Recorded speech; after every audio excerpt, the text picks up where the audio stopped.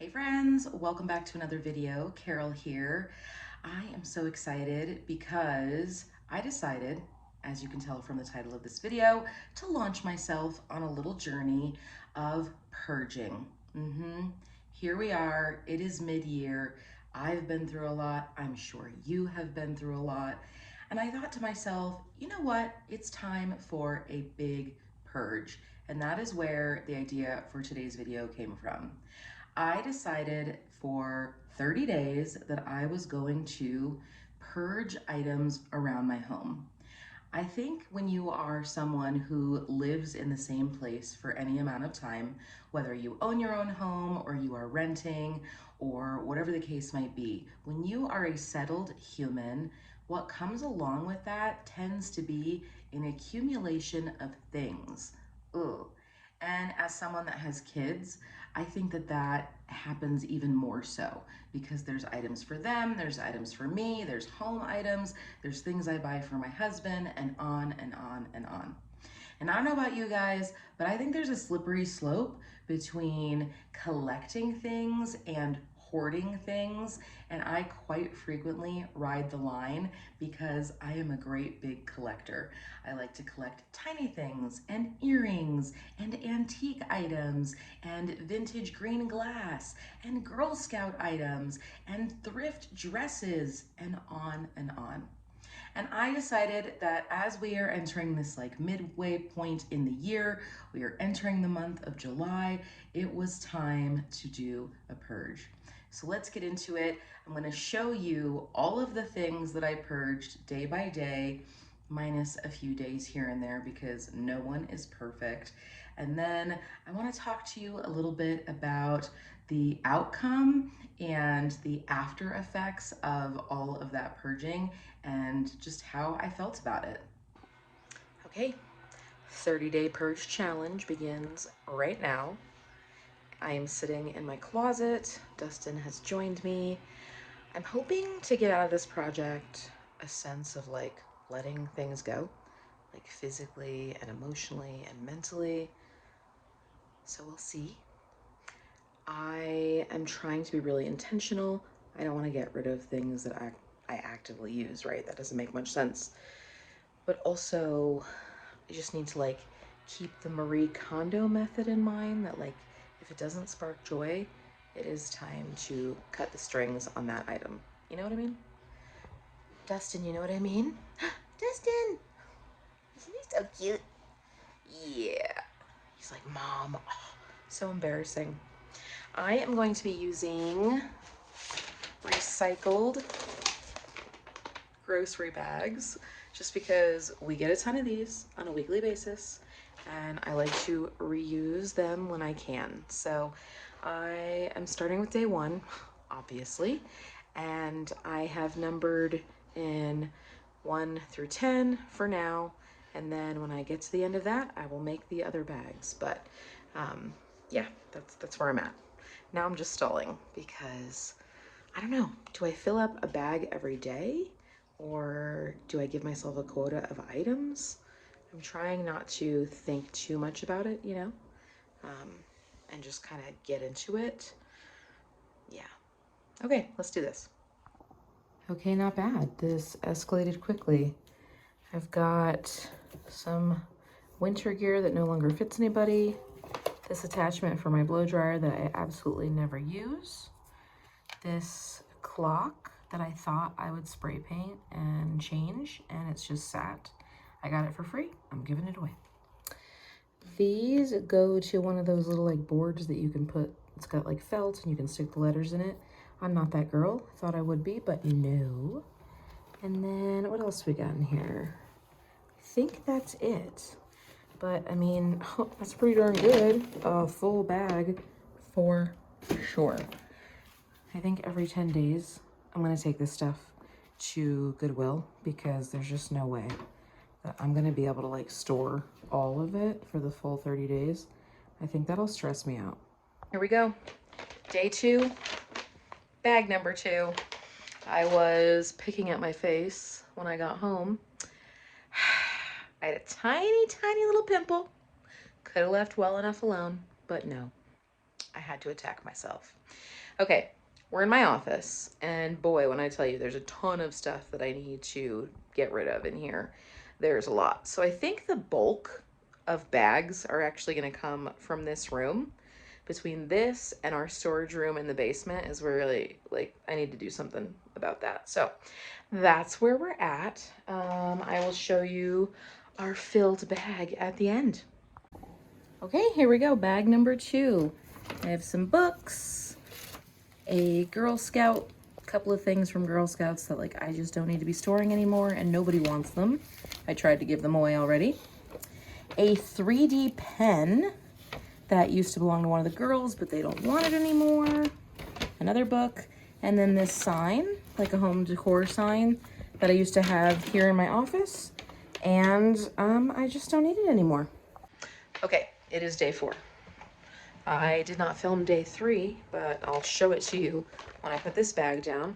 We're back in the office once more, and we're gonna get into it. I am doing so good with this.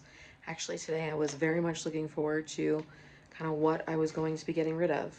I started to go through books yesterday, and that feels really big because I just have so many books that I've been holding on to that I've read or I've decided I don't want to read. And if that's the case, like, why am I holding on to it when I can just donate it? So that's what we're doing. Dustin, hello. Roxanne, hello. And here we go. Days 3 and 4. So this is the stuff that I got yesterday, and then I went even further today. I'm getting rid of my entire Harry Potter collection, because if you know, you know. So yeah, that's it for now. Good morning, lovelies. It's time to get caught up on the big purge. So I have day 6 right here. Friday was day 5. Saturday was 6. 7 was Sunday. And today is Monday, and that'll be day 8.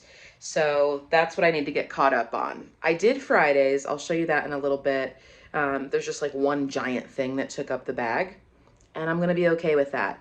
I really feel like it's not a matter of like how many things I'm getting rid of per day. I don't have some sort of big quota. It's just like this thing needs to exit my mental health space. It needs to get out of my bubble. It is no longer serving me, and it's not gonna bring joy to my home environment, and therefore it has to go. So that's what I'm working on now. I am still in the office. There's just a lot of things in here, okay? So that's what I'm working on now. And then once I get through 6, 7, and 8, I will update you and show you what we're getting rid of. This has been a very interesting endeavor. I do think this will end up being like a series of videos of 3, just because, I don't know, man, I've like compiling all the clips, and I feel like trying to get all the way to day 30 in one go is going to be a lot. So you have that to look forward to. This will end up being a 3-part series, but we are chugging along. I am not missing a day, okay?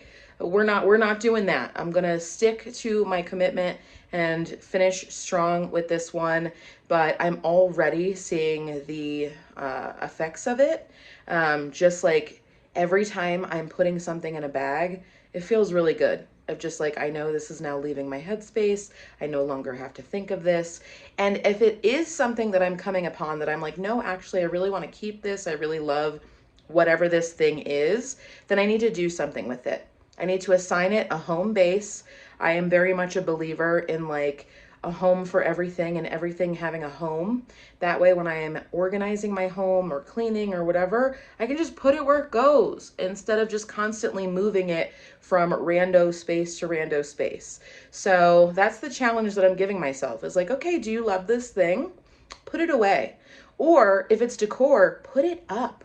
Like, why are you just holding on to all of this stuff when I have a bunch of command strips that are just hanging around and I could just do something with it? So that has been very good, of just like challenging myself to do that instead of just putting this random thing somewhere else. All right, here we go. So bag number 5 literally is a bag. So this is a bag full of things that I'm just not going to use. And I think that was literally the only thing in there. Over here, number 6, more books. That felt really good to just purge the things that weren't 5 stars. Like, why am I holding on to stuff if I didn't really, really, really love it? 7, we have some Girl Scout territory, items the girls didn't want anymore, they've outgrown, that kind of thing. This is a little difficult for the mama heart to get rid of the items that are more like little kid that you just know it's time to move on from. And then bag number 8, some more Girl Scout stuff. These items I'm actually not going to donate. I'm going to try to sell on a local Girl Scout page because they're from the troop, not my personal collection. But I'm really tired of storing them. So that's that. And then I also have some notebooks. Anyone else a little notebook hoarder and then they're just sitting there empty? Yeah, I know. I'm calling you out. Sorry, friends. I just can't do it anymore. Why am I holding on to these when I don't use them? So those are going to go as well.